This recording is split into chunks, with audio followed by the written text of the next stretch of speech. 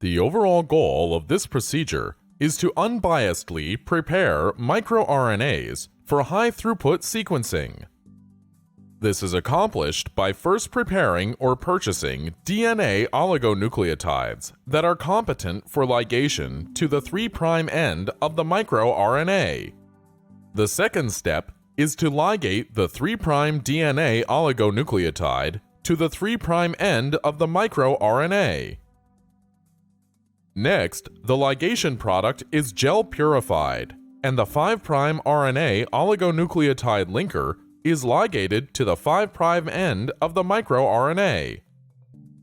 The final step is to convert the hybrid molecules to cDNA and then amplify the cDNA by polymerase chain reaction.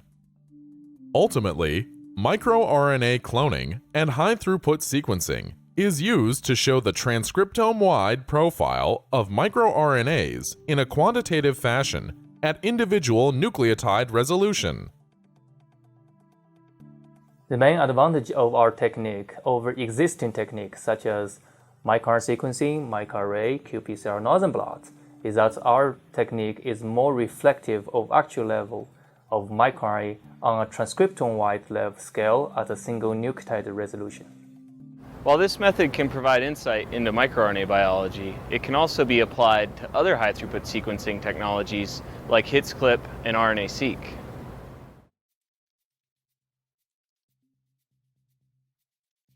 The DNA oligonucleotides for this procedure are designed for 3' ligation reactions and should have a 5' phosphate group, a randomized dinucleotide at the 5'